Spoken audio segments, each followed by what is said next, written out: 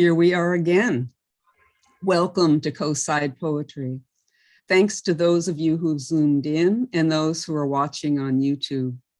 We meet either physically or virtually on the second Tuesday of every month to celebrate spoken poetry. I'm Diane Lee Mumey, and Steve Long and I are your hosts this evening. Our featured poet event is being recorded and streamed live onto YouTube as we speak. So anyone can look at it later. We'll be posting the link on our website, coastsidepoetry.org. This evening, we welcome Bay Area poet Abby Caplin. Abby lives in San Francisco. Her poems have appeared in AGNI, Catamaran, the Healing Muse, the MacGuffin, Manhattanville Review, Midwest Quarterly, Ponder Review, and many, many others.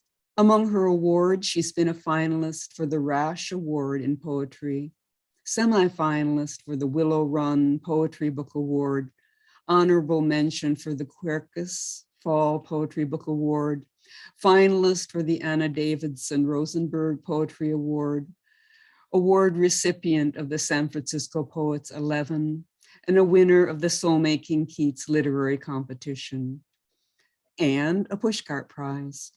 She's a physician and practices mind-body medicine in San Francisco. Please welcome Abby Caplin. Thank you. Thank you. Thank you so much, Diane and Steve, for your kind hosting and inviting me to read this evening at Coastside Poetry. And thank you all in this wonderful community for allowing me to share some of the poems I've written over the years. I also want to welcome my family and friends who are listening on YouTube channel right now, and I'm really grateful that you've come to support me. I just want to clarify, I'm not a Pushcart winner, but a nominee. So when I was 8 years old, I bought my first camera with blue chip stamps and took it with me when I went with my friend and her parents to visit their avocado farm near San Diego. And this is a mirror poem, which means that the second stanza is like a reverse image of the first stanza. First photos. Young humans among the green bulbs, my schoolmate at her family avocado farm, her mother back in the airstream making lemonade. I see movement, then stillness. A baby lizard, its elbows balanced on a lichen-splattered rock, scales scattered with rust and sage, an ink-brushed collar of 2 black strokes. I snap carefully as it poses and never imagine this role that will return as 24 blurred fingertips. 24 blurred fingertips returned, a blur of never posed rolled imagination as I carefully snapped the black strokes, 2 collars of ink brush on sage and rust, rock scattered, lichen splattered, balanced on elbows, the stillness of a baby lizard. I saw then movement, lemonade making, her mother's back to the airstream at the avocado farm, my schoolmate's family, young green humans among the bulbs. The next poem, I think you will recognize, I think most of you will recognize the situation. Ants. Connoisseurs of sweets and meats, a determined order, conquering the melamine landscape as they flow in opposite lanes, browsing the scatter of pens, a stapler, as if at a street fair, clamoring over kin to suck the sweet borate-laced bait. 2 joust on the lip of my teacup, tiny Lancelots for their queen, or shameless lovers petting on the heath. Dear ants, is it your zealous servitude to the mighty ant god, or your uncanny ability to surprise that scares me? Your antennae beckoning from the frame of my glasses as I read. Are you not afraid of this giant woman? Can you not see that I am still alive, waiting to be devoured?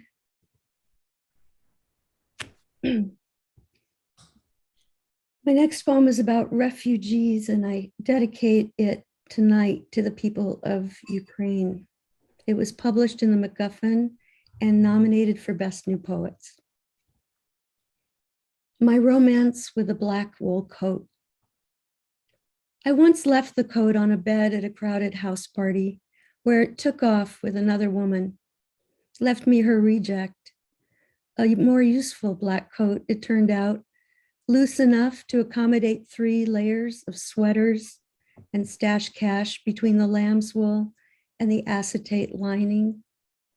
Here I am, peering from the seam of my generation at my reflection in the tempered glass of United Airlines. Gate A5, dizzy in its embrace, as family ghosts crowd me in their yellow Star of David marked coats from old train station platforms.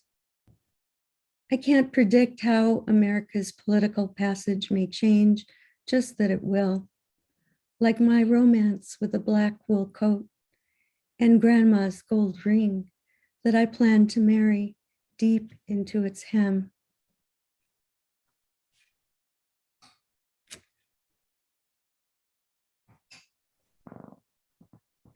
On September 9th, 2020, catastrophic wildfires sent smoke over the entire San Francisco Bay Area, and we were plunged into darkness all day.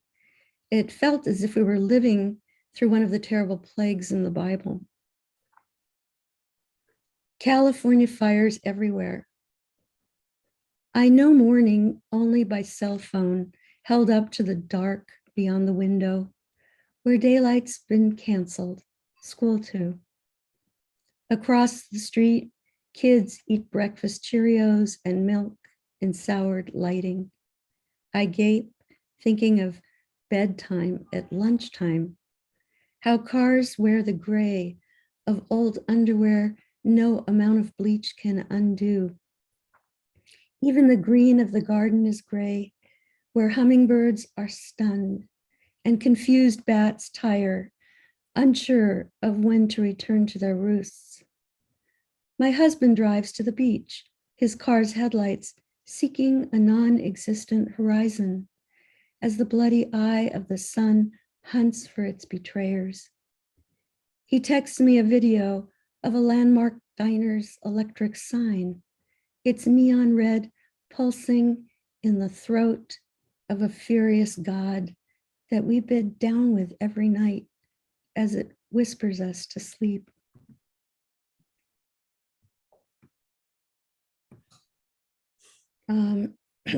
Excuse me.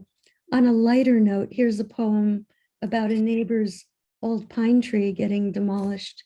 It's called an abecedarian, which means that each line begins with the next letter of the alphabet. And I'll try to pause a little at the beginning of each line so you can hear the progression. A few men, a few ropes, power saws. Askew, the look is playful. Young men scuttling over pine branches with sage beards of lichen.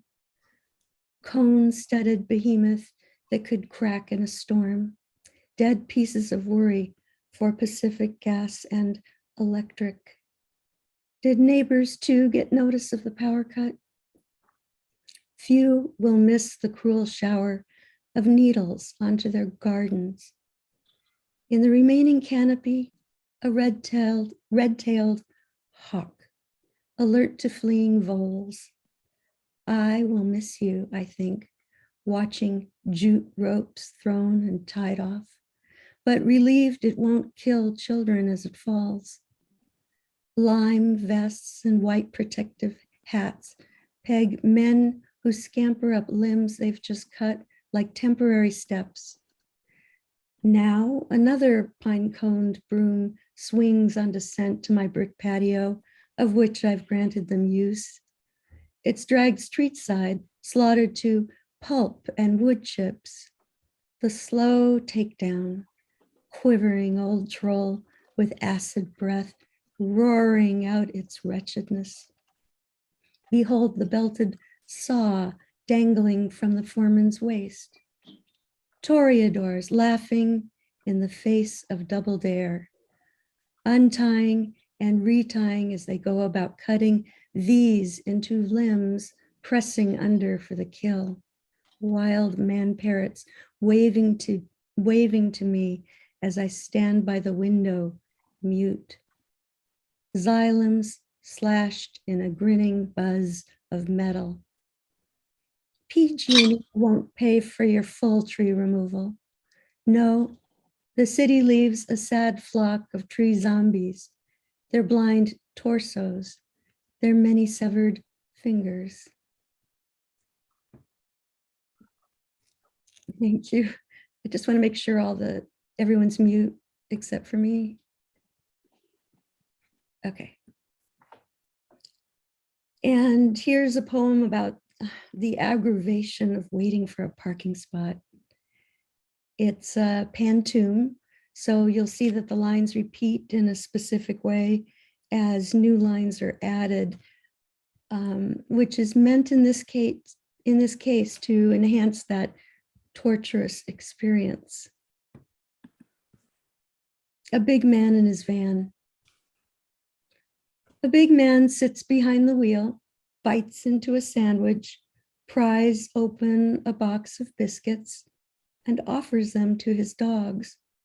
Yes, he nods to the waiting Prius. I'm leaving soon.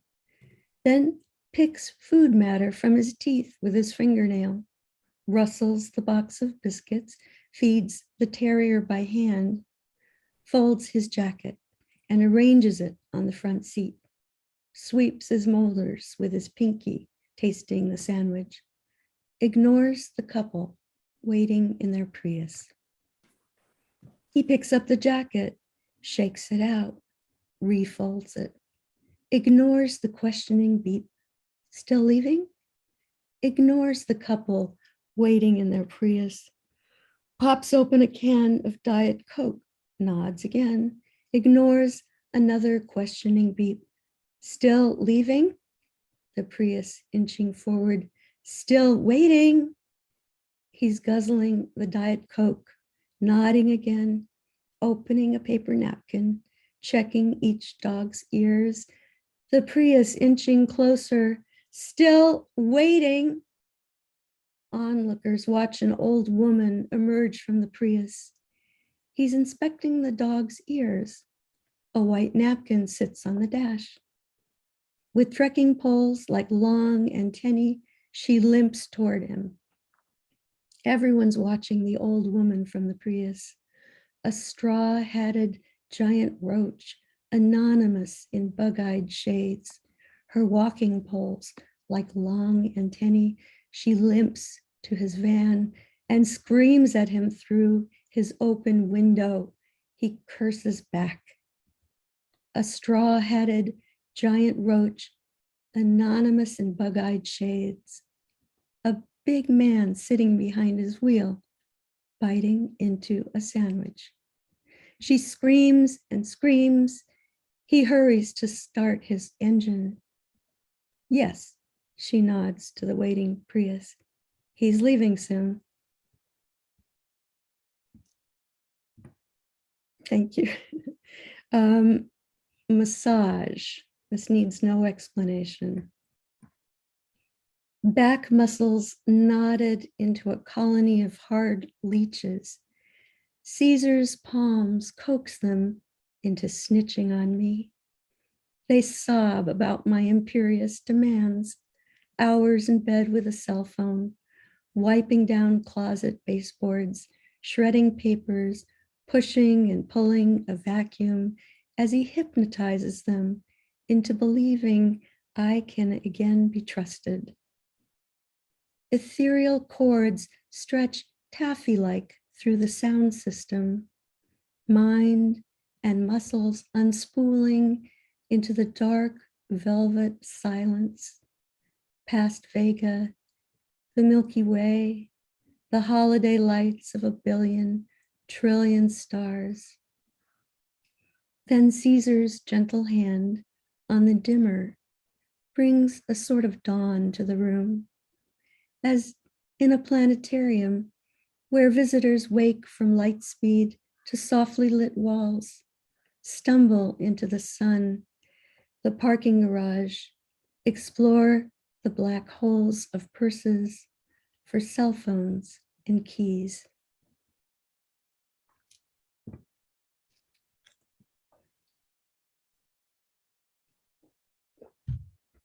Ways to know your father has Alzheimer's. When he starts giving your mother the wrong pills, and after she dies, not from the pills, but from cancer, when he adopts a man living on the streets and meets him at midnight to help him start a sewing business. When he tells you 6 months later, he's given this man at least $30,000. And to a woman he met in a grocery store parking lot, another 90,000, who's promised to kiss him after they marry. When he calls to tell you his cat has been missing for 3 weeks, the neighbors complaining about streets littered with lost cat signs, later learning he unloosed reams of them onto their driveways, and you enter his house, see the stiff carcass by the heating vent, and you have to air out the living room. When he tells you he loves eating canned olives for dinner and recommends you try it. When he takes your daughter to the Children's Museum, but misses the exit, ends up on the Golden Gate Bridge and makes a U-turn in the middle. When he talks his way out of a ticket and still has his driver's license, despite the psychiatrist's report. When you've moved him to assisted living and you drop nail clippers into your pocket before each visit. When, on President's Day, he doesn't recognize the cartoon drawing of Abraham Lincoln in the dining room display. When you watch an attendant tie a blue bib around his neck at the table and he's not embarrassed. When you are together looking at an art book in the rec room and you turn the page to a painting by Rembrandt, Christ on the Cross, and your father, once a respected university professor, says, "Oh my gosh, what happened to him?"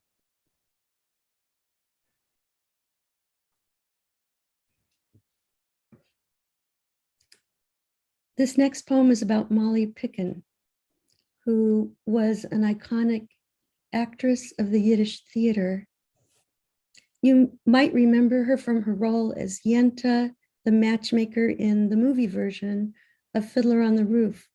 She was also a guest star rather, on TV shows like Car 54, Where Are You?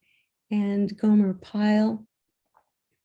This poem also refers to a famous conductor and his grandmother, and that would be Michael Tilson Thomas, grandson of Bessie Tomaszewski of Yiddish theater royalty.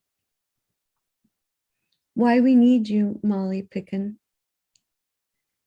Because you were born 2 years before the birth of the 20th century, and your mother sewed costumes for the theater because your father was too brilliant to work, blamed your mother for his 2 girls, so he moved out because you caught the eye of a drunk on a Philadelphia trolley who swore you weren't an actor, a 5-year-old dressed fancy for a contest you would win. So you captured his swagger through the car and he swiped your hat, collected $2 in change from the crowd and bowed, said you were going places. Because your mother, sticking pins into the famous symphony conductor's famous grandmother's costume, got you hired as a performer. And because you married Yankel young, Yiddish theater your life, you polished your accent and they loved you for it in the old country, because that's how you became famous in America, how you made Mamala and Yiddelmit and Phil using villagers as extras 2 years before the Holocaust, because everyone we watch walking on the road or dancing at a wedding was soon murdered, because that's what fascism is good for, killing your actors and audience with beatings and bullets and starvation and gassings. Because how do you carry on when your fans are being decimated in real time? How else but to adopt teens whose parents have been taken away? Because what else do you do when you can't have children of your own? What else can you do but visit the new Jewish state that refuses Yiddish, as you must refuse Hebrew, must count for them? How your Yenta, the matchmaker, stood for the missing, how they too drank tea with Tootie and Muldoon, tucked into your blintzes and gefilte fish with Gomer Pyle, how they roared in the heavens, watching Sergeant Carter swoon over your gedempte flanken, how we need you to feed us too, Molly Picken.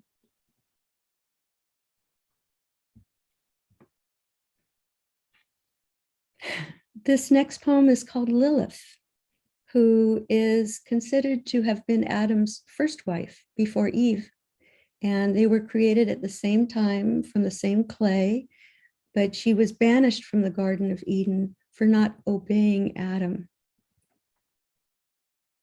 Lilith, no one cares that you jammed your fingers shutting the window against the rain last night, that you can elicit the sharp pain of an osteoporotic fracture, nor your arthritic steps taken at the vast arboretum, mask pulled just below your nose to inhale the scent of magnolias.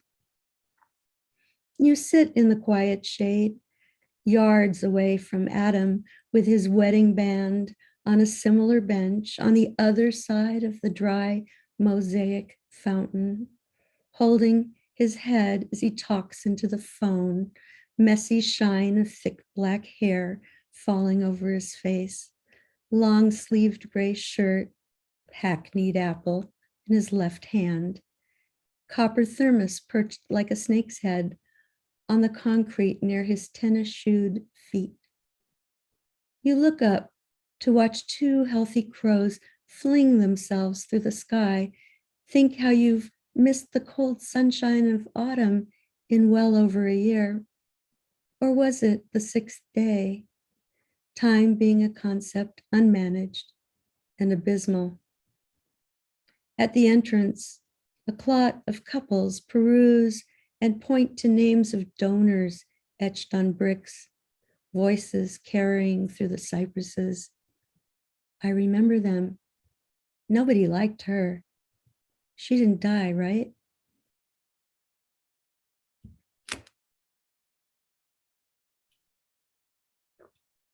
The next poem is written in the style of one of my poetry teachers, Matthew Lipman. Save me a panther. Last night I hunted on Amazon. I was hungry for the rich vellum boxes of Simply gum, even though I hate gum, scrolling through options like fennel, coffee, and cinnamon, when I lost my footing on the electronic trail and slid into a dripping rainforest. Thick boa roots wrestled my feet, monkeys whooped in the canopy, and three-toed sloths eyed me from forks of trees. Leafcutter ants marched up my arms like majorettes in a parade, flashing their green batons. A colossal panther, citrine eyes, black velvet pelt, straddled an overhead branch, watching me. She was so beautiful, I had to breathe into a paper bag. I wanted to reach out and cuddle her, nuzzle her neck like a mother, crawl into her pink mouth, pillow my cheeks on her molars, bed my body on her bubblegum tongue.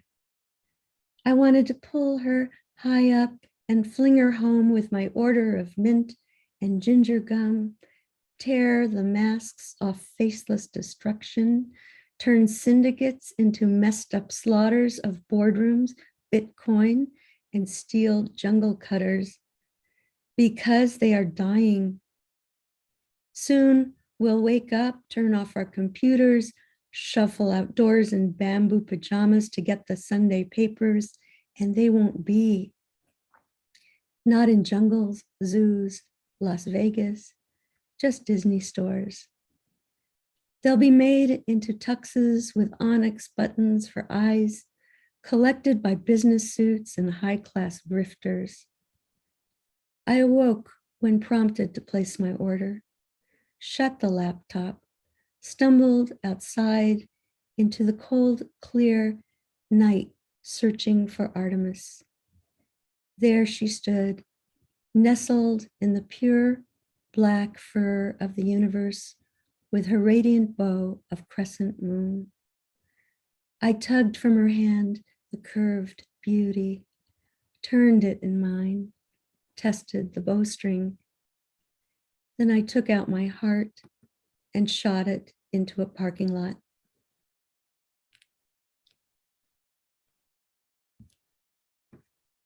Thanks. And I think we have time for one more, looks like. So this last poem is called To the Moon, and it's inspired by this Georgia O'Keeffe painting. And I'm going to hold it up so you can see it. I hope you can see it. Can you give a thumbs up? Okay, thank you. And it's dedicated to my friend Bernadette Track, who's an elder of the Taos Pueblo and also a potter. And Bernadette was also one of the models for the famous Navajo painter R.C. Gorman. To the Moon. Where O'Keeffe painted a burnished clay barrette, the sky blooms in celestial turquoise. A ghost ladder, plucked from Taos, plunged into charged landscape. Half pearl, half lidded moon of mica beckons invisible ancestors dancing upward over lacquered hills to another world, while still breathers kneel near Rio Pueblo, build pit fires, fashion horsehair onto hot clay. Some recalling the time they fed Easy Rider's film crew, flirted with Fonda as motorcycles smoked through Taos. In the summer heat, an elder ferries memories of R.C. Gorman from her closet, the gallery of velvets, crimson and purple, the wardrobe she modeled for his paintings.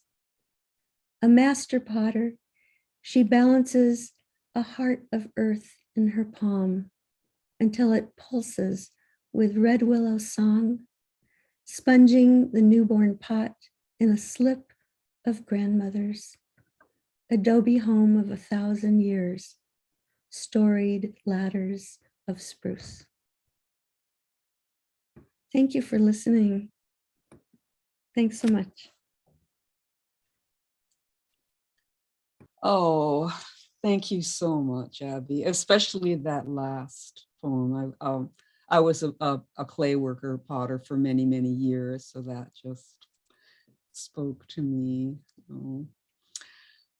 So I would invite folks to unmute and talk. Let's all unmute and clap and then talk. You know, it's so nice to have noise. Yeah.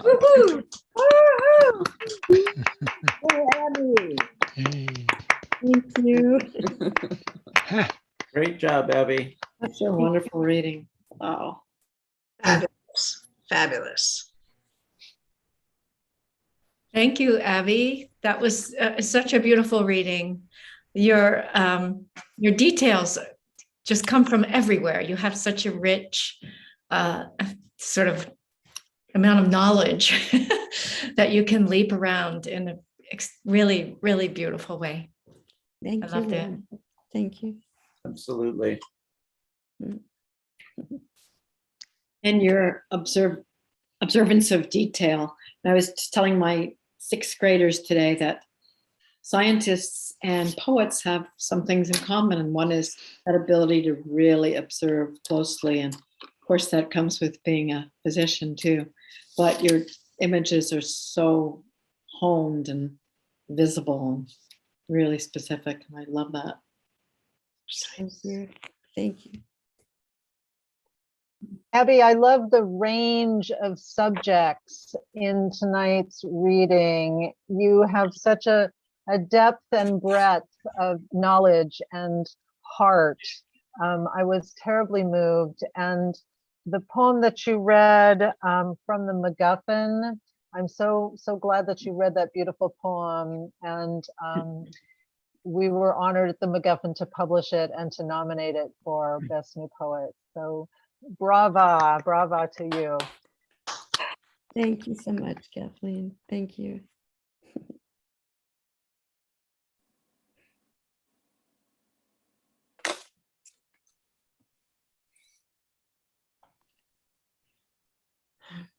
We're all done. Yeah. We're too stunned. We're stunned. We're stunned. I really Yes. appreciate you hanging in there. All of you. Thank you. Again, thank you so much. We'll stop recording in a moment. Those of you in the Zoom room, please stay online if you'd like to take part in the open mic. And thanks to all our YouTube listeners. Please tune in for our next regular Coastside poetry event on, oh my, I've written Tuesday, March 8th, but it's going to be April, so the second Tuesday in April. Does anyone happen to know that day? Yes, let's see, the 12th. The 12th, Tuesday, April 12th, when we'll welcome Poet Laureate Emerita of San Mateo County, Caroline Goodwin. Oh, yay. Oh, wow. Yeah. Good So friend. that brings us to the end of tonight's recorded program. Thanks so much for joining us at Coastside Poetry and for helping to keep the lamps of poetry burning.